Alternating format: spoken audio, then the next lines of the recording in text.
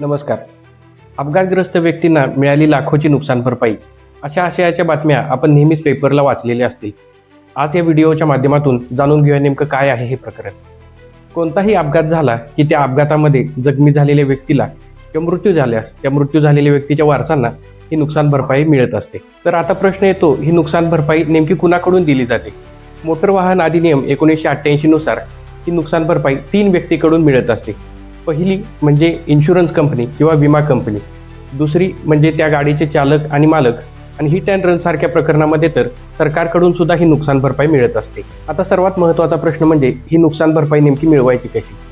तर अपघातानंतर नुकसान भरपाई मिळण्यासाठी आपल्याला मोटर ॲक्सिडेंट क्लेम ट्रिब्युनल येथे केस दाखल करून ही नुकसान भरपाई मिळवावी लागते. ही केस वकिलाच्या माध्यमातून दाखल केली जाते आणि वकील योग्य ते पुरावे सादर करून अपघातग्रस्तांना नुकसान भरपाई मिळवून देण्याचं काम करत असतात. तर पाहूया नेमक्या कायद्यातील याच्याविषयीच्या तरतुदी काय आहेत. कोणत्याही अपघातात मृत्यू झाला तरच नुकसान भरपाई मिळते का? तर असं नाहीये. कोणत्याही अपघातात जर व्यक्ती जखमी झाली तरी सुद्धा त्याला नुकसान भरपाई मिळत असते.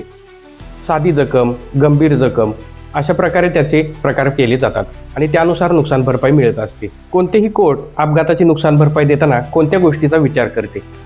तर कोर्ट सगळ्यात पहिल्यांदा ह्या गोष्टी पाहत असते की त्या व्यक्तीचे वय किती होते, त्या व्यक्तीचे उत्पन्न किती होते, त्याच्यावर अवलंबून असणाऱ्या व्यक्ती किती आहेत, किंवा समजा व्यक्ती जर जखमी झाला असेल तर त्याला हॉस्पिटलसाठी आलेला एकूण खर्च किती होता, अपघातानंतर त्याला आलेलं अपंगत्व किती होतं, त्या सर्व गोष्टीचा विचार केला जातो.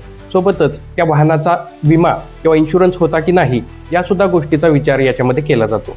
म्हणूनच आपल्या हक्काविषयी जागृत व्हा आणि इतरांनाही त्यांच्या हक्काविषयी जागृत करण्यासाठी हा व्हिडिओ त्यांच्यापर्यंत नक्की पोहोचवा आणि अशाच माहितीपूर्ण व्हिडिओसाठी आपल्या चॅनेलला नक्की फॉलो करा.